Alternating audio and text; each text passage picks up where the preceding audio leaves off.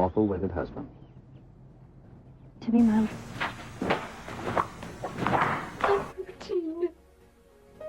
Barbara not Barbara Jean's heart. With a tramp like you? Well, I know it hurts being third rate, but aren't you accustomed to it yet? Oh, Robin, I see you. I myself the slut of Springfield! Son of a bitch in heat. I found out myself what love is all about. Hey everybody, it's me, Nikki.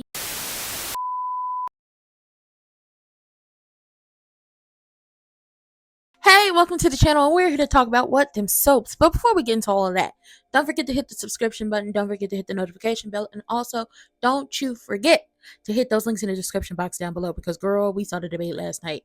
And, register to vote.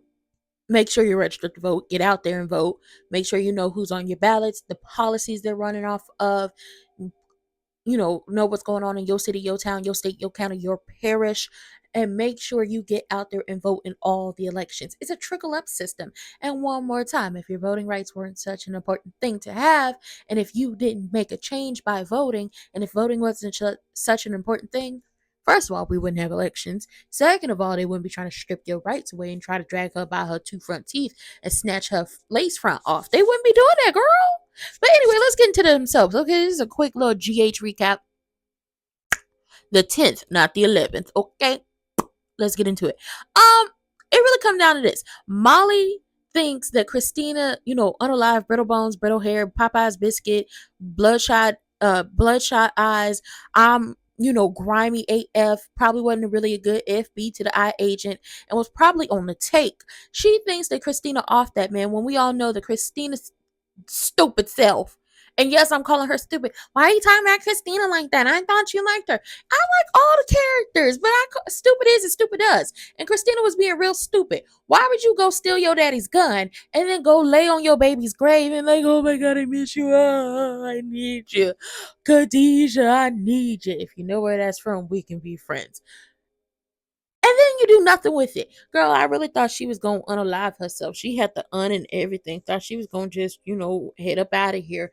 Thought she was going to commit suicide. But she didn't do it. And I was like, oh, thank God. Okay, we didn't need that. Didn't need that.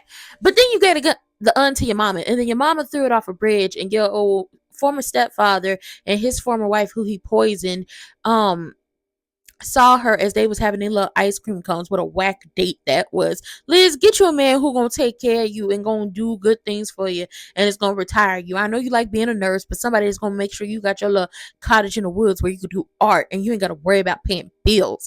Rick is not that man. He is awful, terrible, garbage.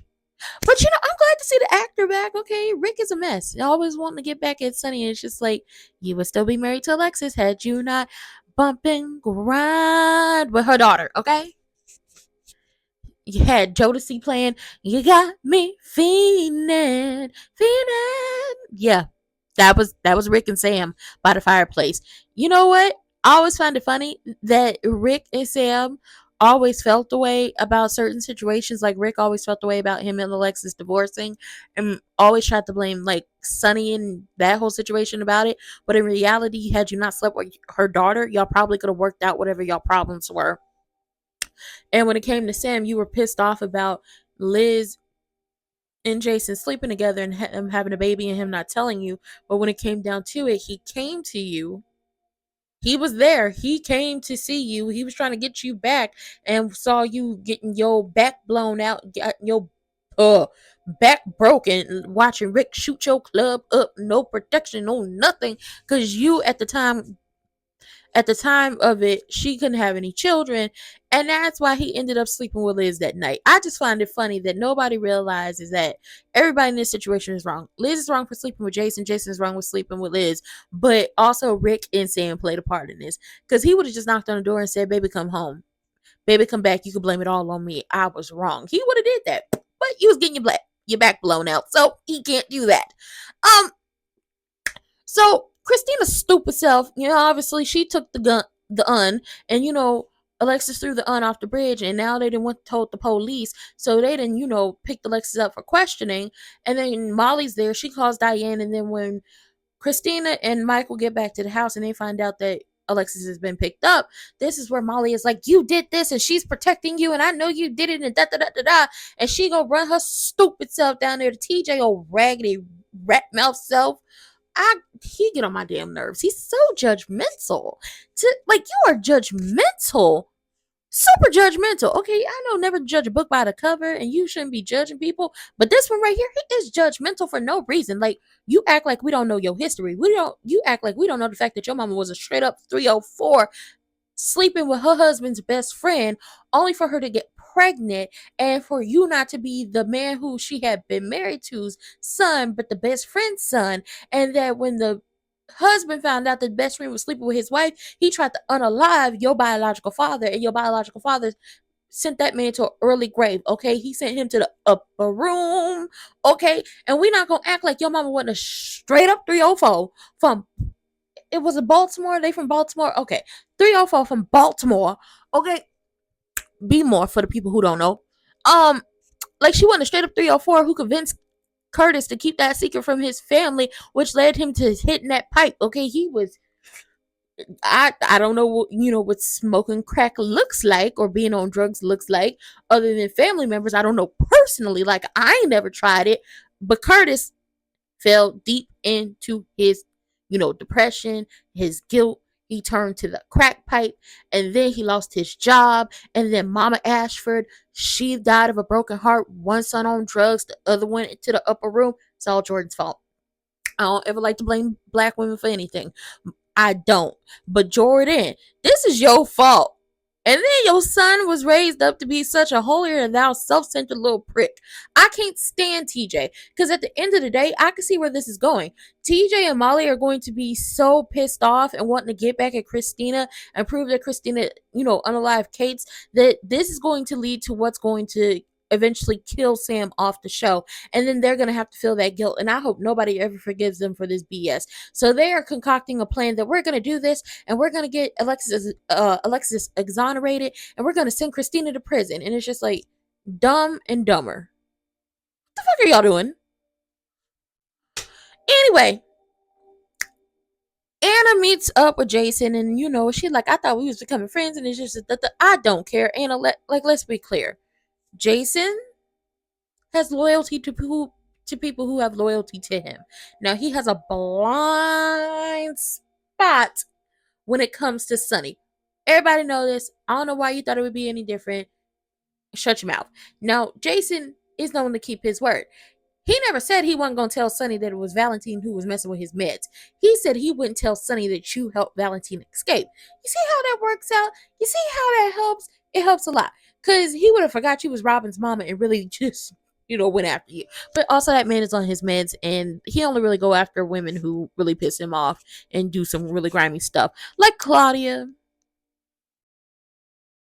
Ava, Faith Roscoe. Those. Yeah.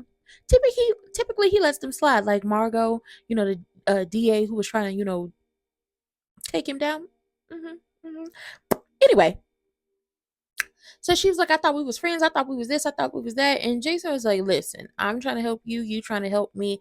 I didn't know nothing about Alexis. We just going to continue to do what we do. Now, Jordan gave her statement. They looking at, old boy who was hit by the car.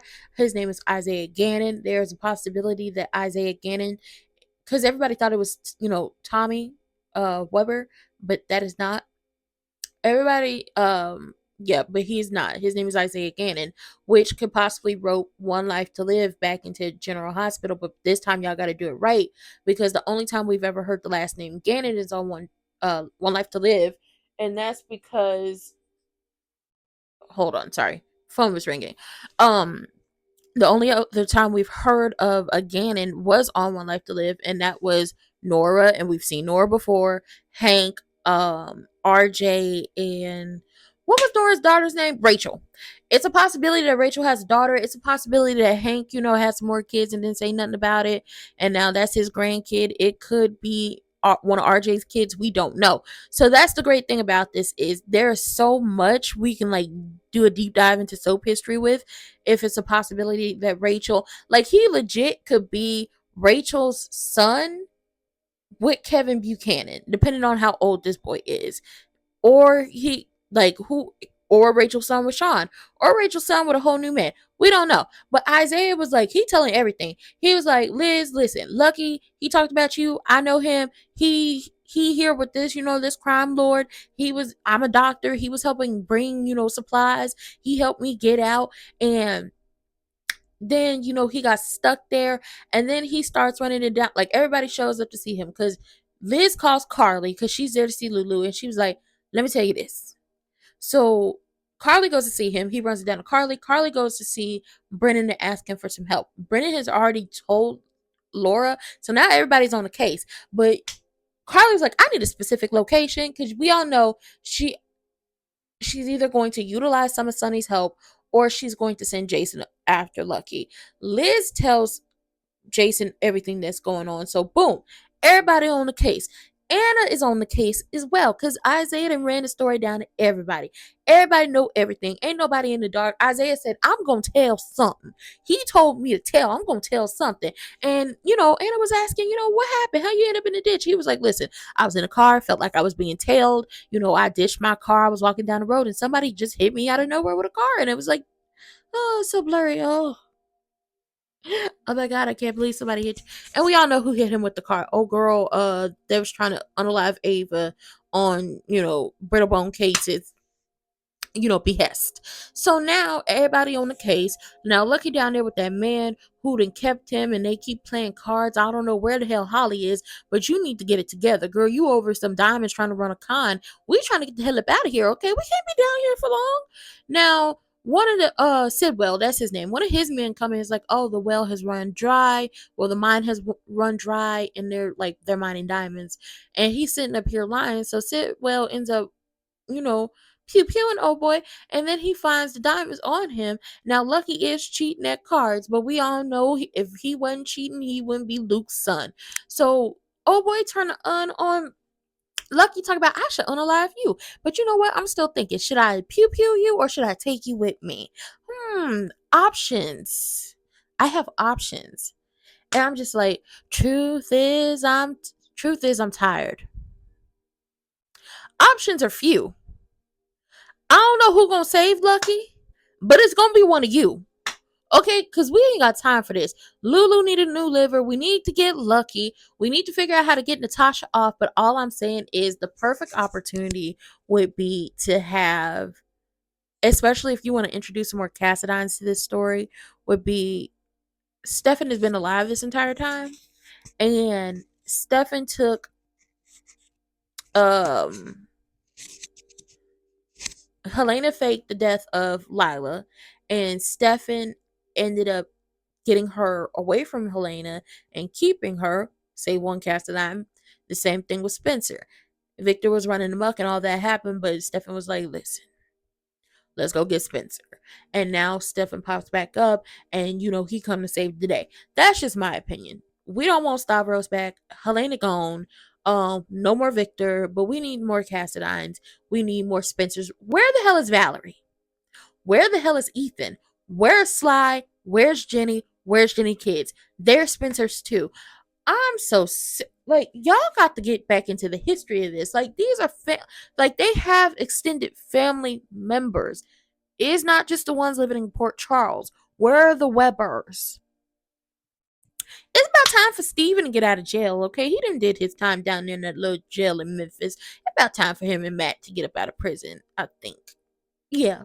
But with that being said, that was it for GH. Okay, this recap, and if you liked it, yay. And if you didn't, okay. But like, comment, subscribe, turn your post notifications on, and share me with your people. Hit those links in the description box down below, okay? And don't forget, if it wasn't important for you to vote, they wouldn't be trying to drag your, rights away by her two front teeth. And with that being said, I'll see y'all later. Bye!